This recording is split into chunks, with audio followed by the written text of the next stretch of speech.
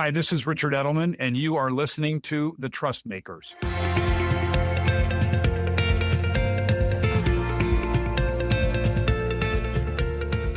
Hi, I'm Richard Edelman. I'm President and CEO at Edelman. On today's episode of Trust Makers, we're looking at how trust is established, maintained, and rebuilt. In an era of misinformation and AI-generated content, people are rethinking where credibility comes from. The 2025 Edelman Trust Barometer finds that institutional trust is declining, but people are now turning to each other for guidance and truth. Few platforms capture that shift better than Wikipedia. I'm joined by Jimmy Wales, founder of Wikipedia and the Wikimedia Foundation. His vision for open collaboration has made it one of the most trusted sources of information in this world. In his new book, The 7 Rules of Trust, Jimmy explores the principles behind building trust, how to earn it, how to test it, and how it can be restored when broken. So, Jimmy, welcome to Trust Makers. Thanks for having me on. Jimmy, the first question is probably the most important. Wikipedia is one of the few platforms that has maintained global trust in an era of misinformation. From your perspective, what's made that possible? You know, I think there's a lot of different elements to it, but one of the ones that I like to focus in on is it's one of the key of the 7 rules of trust from the book is purpose. The idea that Wikipedia is an encyclopedia, that it should be high quality, it should be neutral. That clear purpose that we've had from the beginning really organizes all of our thinking around how do we do everything, like when any decision comes up, what should we be thinking about? That means that we've been able to make some good decisions along the way, decisions that even though Wikipedia isn't perfect, people do get, like, we're striving in the right direction. Like, we're trying to make things as good as we possibly can. And even if you aren't perfect, people can forgive a bit of imperfection here and there. What they're looking for is, are you really trying to do the right thing? So for me, that's probably one of the most important. You open the book talking about the early days of Wikipedia, and I recall those days. And it took a while for people to take you seriously, and there was some sort of curve of acceptance. Looking back, how critical was trust to the premise of Wikipedia? It was really crucial, and I would say I didn't necessarily think in those terms exactly, but I think it still says it today on my user talk page. It says, you can edit even this page, I trust you. And I go on to say, you know, you'll do something productive, you'll do something useful. And that idea of having a website where you open it up and say, you know, look, everybody can come and edit, like, change things, and you can do that without even logging in. And that's giving a lot of trust to people, completely random people online. Now, obviously, you can't be too naive, and we can talk about how we deal with people who are misbehaving and things like that. Had we not been able to trust that the public could do something amazing, we would have had lockdowns, rules. We would have, you know, it would have been really hard to let anybody get started. In fact, the previous project, Newpedia, was a lack of trust. It was a 7-stage review process to get anything published, and it didn't work. It wasn't fun. You know, people didn't really want to do it. But once we said, no, okay, let's just get started. Let's just trust that people are excited about this. Then it was able to get started, and that made all the difference.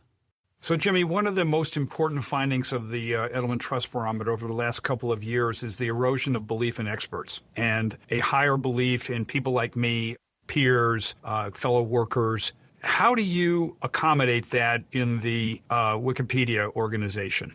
Yeah, so, I mean, it's really interesting for us because we do have a lot of respect for experts, and, you know, a lot of our rules about sourcing material has to do with thinking about what's a quality source. You know, we prefer the New England Journal of Medicine to a tabloid newspaper, and quite rightly. It's funny, and it's the same time, though, we are also generally not experts. Like, anybody can come and help us. Like, we're very open. We always say we have an accountability model, not a gatekeeper model. It's an interesting thing to me to see that. And, you know, in the book, I talk about some examples where the experts really didn't have the right answer. Like, early in the pandemic, the very first sort of news reports came out, and one of the first things we heard from health authorities was, don't bother buying surgical masks. Don't buy masks. They won't do any good. Healthcare workers will need them. Don't buy them.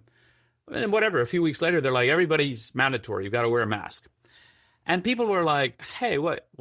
And, there's good evidence. Like they said, don't buy masks. They won't do any good because they were afraid the public was going to panic and there would be mask shortages. They didn't trust the public. They didn't trust the public to say, look, masks can help reduce transmission, but please go sparing. We need to make sure that the doctors and nurses in the hospitals have access first. You didn't trust the public, so you had to tell them basically a lie. And then afterwards, who knows? Did masks do a lot of good in a public health setting? I think they do a lot of good in hospitals, but people riding the subway with their mask half off and, I'm not sure that really helped. That's an area where at a moment when people were really eager to turn to say, like, I don't know what to do. What do the experts say? The experts were contradictory and didn't really trust us to give us the full information. That's really important. And I do think that people in positions of authority, whether they are business leaders, government leaders, health leaders, they need to think a lot about, okay, how do I build trust? If people are losing trust in what I'm saying, what are the things I need to change about what I'm doing that would help to generate trust? Wikipedia is a bit in the midst of a culture war, which is not of its own making, but it's a fact. How are you navigating those dynamics while preserving the core principles of the platform? I think for me, one of the biggest questions there is, questions about neutrality. And we get a lot of accusations thrown around. And the way I look at it is there's kind of two responses that we have to that. One, which is valid to a limit, is to say, well, like, some of these attacks are just not fair. Like, it's just not true. If somebody says Wikipedia has been taken over by woke left-wing activists, that isn't true. And you can look at a lot of the pages in Wikipedia and see that. If somebody says Wikipedia's got a problem with bias in this area or that area, okay, that's something that we have to take seriously. We have to say, okay, hold on. One of the core values that got us to where we are is being neutral, being thoughtful, being respectful, acknowledging different sides of the story. And to the extent that we can improve on how we're doing that, that's on us. Like, we really have to do it. So I'm leading a neutral point of view working group within the Wikimedia Foundation, within the community, to say, right, we need more research. Like, where are we getting it wrong? How do we improve that? What are the things we need to do? And we also want to communicate outward to people. I mean, you'll see things on social media saying, oh, with their 2017 strategy project, they abandoned neutrality and decided to become activists. This is false. This is just not true. Like, that isn't anything that has any relation to the historical facts. At the same time, that doesn't mean we should stick our heads in the sand. Like, we got to say, okay, what do we need to do better? That's crucially important. So the Trust Barometer also said nearly 2/3 of people say it's harder to tell whether news comes from a respected outlet or it's actually misinformation. How do you manage trust in an environment where even so-called verified information feels suspect?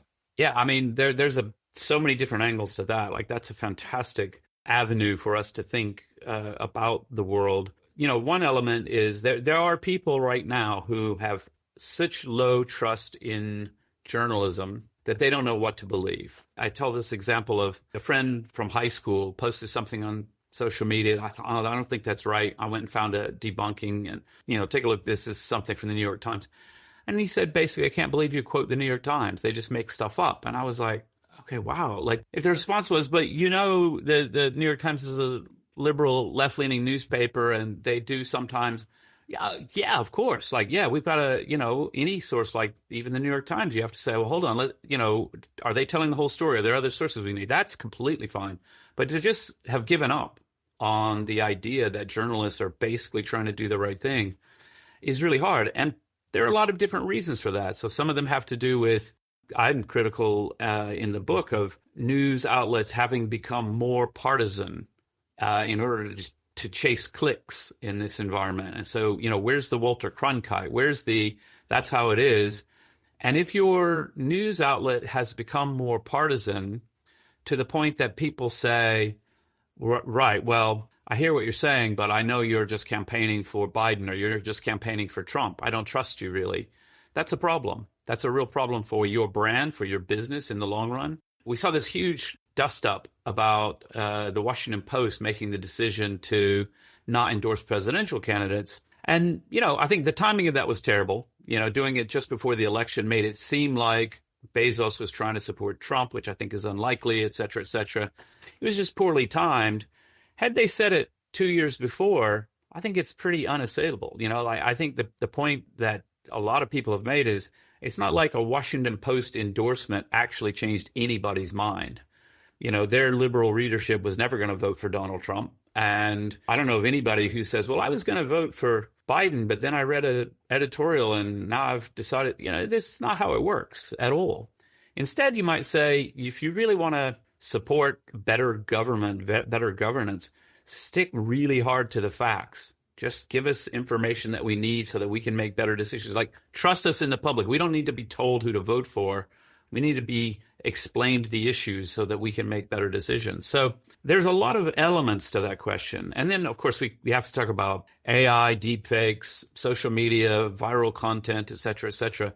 There's a lot of issues, but I actually do trust the public. People are more and more, they're very aware that just because you saw some image float across on Twitter or something, that doesn't mean it's true. You really do need it to be verified. But that's where we do need serious journalists to say, yeah, that picture is real. How do we know it's real? Well, because we've got a photographer on the ground. We've got a journalist. They saw it happen. They took a picture. Here's the picture. We've got an editorial staff who check into these things. We verify, we validate. Then you can start to have some confidence, as opposed to, whatever. You see a lot of information. Who knows what's true or not? So, Jimmy, we've had discussions over years about the business model of Wikipedia, the idea that it's in a foundation. And I, being a little capitalist, said, why don't you make this a business? You can get more money for investment. You can reward people who are great at the company, et cetera, et cetera. So why don't you go through your line of thinking on this? And you sort of started on that with, other guys chasing clicks. Yeah. No, I think it's good. And, it's funny, like early in my career, I would have journalists who would look at this and they would ask me very leading questions, assuming that I was some sort of a raging communist and I was going to bash business. And I'm like, no, I'm an entrepreneur. I like capitalism. I like business. I like good, honest business is a great thing. But for Wikipedia, it just made sense to do it as a nonprofit. It's really based on volunteers working. They're working mainly just to share knowledge and to sort of do something useful and good for the world. They have a real passion for their community and communities around the world. And then, when we think about the trust element, it's, the business model, which says we're not advertising based, actually does play an important role, because I believe organizations, no matter what you do, it doesn't matter if it's a for-profit or a nonprofit, organizations will tend to follow the money. We could be a nonprofit and still have ads on the site, for example. And if we did, then suddenly we would be looking at the budget and we'd be looking at things and we'd be like, oh, we need to worry about page views. How do you get more page views? Well, we need to get more viral in social media. So we need more clickable headlines and all that sort of stuff. Whereas the headlines of Wikipedia entries they're as dull as rocks. I say that I've just offended a lot of geologists who think rocks are extremely interesting and not dull at all. But, the headline of the article is Thomas Jefferson. It's not a headline sort of touting, finally the truth revealed about Thomas Jefferson's affair with Sally Hemings. That's the sort of thing you will get in social media. No, it's just Thomas Jefferson. And that's actually really great for the way people feel about us, right? If you think, I need to learn about Storm Benjamin. Okay, if I go to Wikipedia and I read about Storm Benjamin, it's going to be really, really straight. There's nothing political. There's nothing controversial. It's just going to tell about the storm, what's going on. There will be, social media stories or tabloid journalism stories that make it to be scarier than it should be, et cetera, et cetera. People are fed up with that. They just give me the facts. That's simple. So, Jimmy, in a world of AI, what's the impact on Wikipedia? And is this proliferation of chatbots a competitive threat to you? To some extent, yes, and to some extent, no. I mean, one of the things that we've seen, there was a study by Pew Research, which matches our experience, which is in Google search, apparently 3% of the links, traditional links, were linked to Wikipedia, 3% of the top 10 results. And for AI summaries that are now appearing at the top of Google, we get cited and linked to 6% of the time. So twice as many links to Wikipedia, However, people click through those links about half as often. So the net impact on our traffic is pretty much neutral. They're relying on us for information. They've always been very good about linking to us in the right ways. And so we're not seeing a huge impact there because we're not obsessed with page view numbers because we're not advertising supported. We don't really focus on it exclusively. It's not the only thing we care about. We care more about community health. Do we have enough editors? Is the quality okay? All of those kinds of things are the metrics that we're most focused on. But of course, we have to focus on that. Like if nobody visits the website, then none of the rest of it works at all. And so we do care about it, and we do think it's important that the AI companies who are using Wikipedia very heavily, they do need to follow our license, which says attribution. You have to say where you got your material, and that's us. And they're improving in that. They still have problems with attribution. But that piece is really important because if nobody knows the information came from Wikipedia, then, they think, oh, yeah, like I used to support Wikipedia, but I don't support it anymore. Oh, why is that? Do you not like it? No, I still love it, but I just use ChatGPT now. Oh, well, guess what? You're using Wikipedia. It's behind the scenes. That's where all the information is coming from. So we do think about it. I mean, we're not in any kind of state of alarm right now, but it's the kind of thing that we're looking at and thinking about. I mean, one of the things that is a slightly different issue, all of the AI bots that are crawling Wikipedia do cost us quite a lot. And I only recently came to understand that myself because I thought, whatever, it's page views. We serve billions of page views. What's the difference in a couple more bots? But the difference is when the public is viewing Wikipedia, they are viewing by a huge margin the most popular pages. And the most popular pages we have stored, we have it cached in memory. Like it's really easy to send it out. If Michael Jackson dies and 5 million people come to read his biography that day, we made the page once and sent it to 5 million people. But if a bot comes and reads 5 million pages, that's 5 million times we have to access the database. 5 million times we have to construct the page. So the amount of servers we need to deal with that traffic is much higher. And we have a product for that. Like we have Wikimedia Enterprise, people who are huge users of Wikipedia. Like it's actually a real waste of your time to crawl the website. Just come to us, pay us a fee, and get the feed directly. So we're having some success talking to the companies about that sort of thing. That is another source of revenue. But yeah, it's an interesting time. It's a really interesting time. So Jimmy, Edelman has been following the mass class divide for better than 10 years. And it really came out of the financial crisis. One statistic that got me yesterday is that 10%, the highest 10% of Americans are accounting for 50% of the consumption. Does this also apply to information? Is there a deficit of available resource for people who are in the, certainly bottom quartile of income?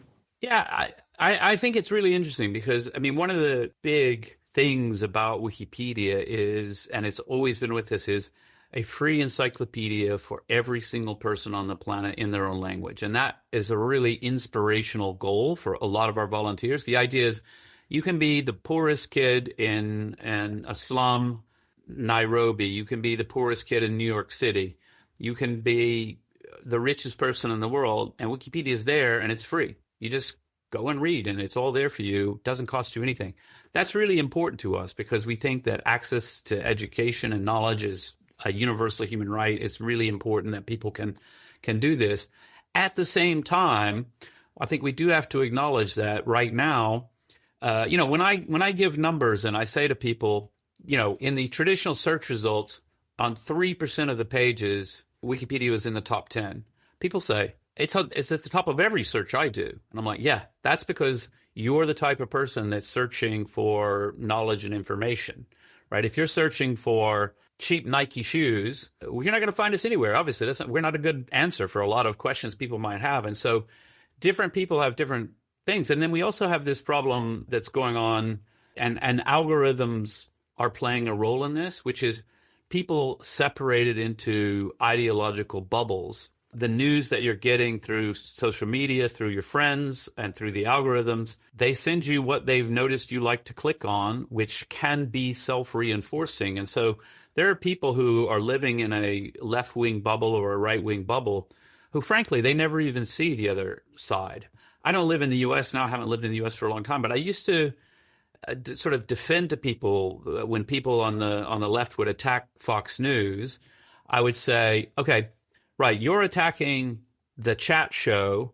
That's an opinionated host. That's an opinion show. And by the way, you've got opinion shows on the left on other channels, and that's fine.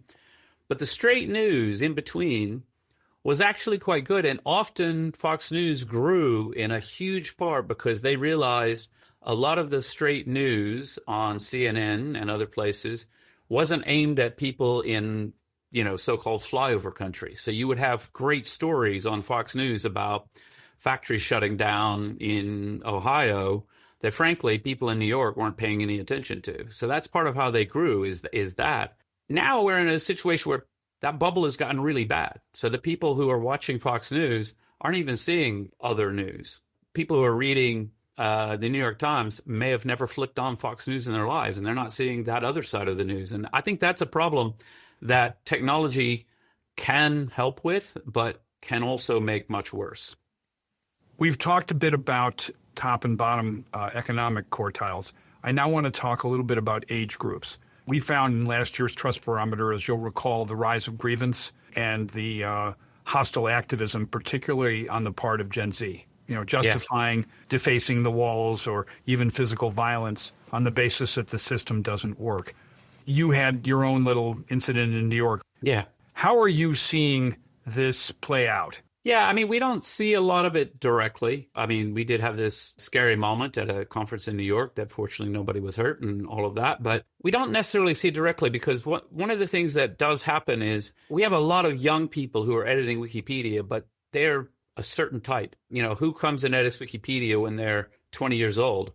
They're like super nerdy, super geeky people, really smart, really interested in community and collaboration. They kind of don't like social media. And so we don't see those kinds of people who are, that's maybe another mass class divide. And also, if you're the kind of person who travels in circles that you would cheer for the murder of a healthcare executive, you're traveling in circles. If you came to Wikipedia with those kinds of ideas, you would find it very uncomfortable. People don't like activism in Wikipedia. Like we would say to people, like, this isn't really what we do here. Like that's not good. That doesn't mean nobody in Wikipedia has opinions, and you can think about that. But fortunately, that hasn't really become an issue for us. And obviously, Wikipedia is not the place to organize a protest or, it's just like, we're just not very useful for that for people. But I also think, whenever we think about the younger generation and we have some concerning statistics like that, we can also see there's a lot of other statistics that do give me some hope. We worry about kids, they're on TikTok and they're viral content and short form. But they're also the biggest consumers of podcasts. They love long form content, shows about ideas. History podcasts is sort of amazing. They binge watch, super complicated TV shows. So you say, kids have no attention span. Yeah, well, they just sat for 8 straight hours watching a TV show that's really complicated. They're going to be all right. The kids are okay. But there are grievances. And that those grievances, I think we can look at it two ways. So a grievance culture that causes violence, this is really bad. But part of the answer to that has to be not just sort of decrying the violence, it's actually people, they are a bit pissed off and they do have problems. We can look at things like the housing costs. I remember having a debate with my brother some years back, and, he was really taking the side like housing is impossible, it's too expensive and so on. And I was like, you know what? Houses are twice the size they were. Like the statistics are showing me, housing costs per square foot, you're fine. Like everything's fine. Yeah, people are in bigger houses. Young people wouldn't accept the 800 square foot house that their cherished idea of the 50s was like. But you know what? 8 more years on, 10 more years on, I'm not sure I'm right anymore because the housing costs per square foot are compared to salaries it's unbelievable. So, of course, they have grievances. And I do think we have to think about public policy in a way to go, like, all this culture war nonsense. Like, honestly, it's a massive waste of time. You look at the U.S. government today, complete lockdown because they can't agree on anything. They can't have a bipartisan moment to go, let's actually get the budget worked out, and then we'll go back to having culture wars. So with the government shut down and all of that, you're not making good decisions. You're not thinking about, okay, what are the obstacles in the way for building more housing? What are the things we need to do to think about the inequality of wealth? All of those things, it just becomes a culture war. So, Jimmy, one final story to wrap this up. you and I had a bonding moment because your boat slipped off the mooring and it was floating in the river. And so we rowed out there and it was stuck in the mud. And you and I basically lifted the boat out of the mud and salvaged it and brought it in. And that was a huge bonding moment. So I think trust is partly just having experiences together, which are quite simple. I think that's exactly right. And I do think we could probably go on for an hour of me talking about parents have a lot of concern these days about their kids being online too much. I think that's valid. Most parents, when they ask me, what do I think about that? I say, probably you need to look at yourself first. My kids actually started this tradition at home, and we do it quite often, not all the time, but phone pile. We put the phones in a stack on the table because otherwise, you're having a good conversation around the dinner and somebody say, oh, let me just check that. And they Google it, and the next thing you know, somebody's off and everybody's in their phones. It's like, no, just stop. Put the phones in a pile. Get outside. Get your kids outside. Go and get the rowboat out of the mud. It's absolutely right. Just like those simple experiences are huge. And, and online's great too. But, you got to live. You got to be a human. My children just said to me recently, they said, when's the last time you touched grass? And I was like, yeah, let's go outside. It's probably been a week since I touched grass. Let's get out there and do it. Simple truth. Well, listen, Jimmy, thank you. The 7 Rules of Trust is available, and please buy it. I thank you for being my friend and being on this podcast. Thank you. Thank you. Fantastic.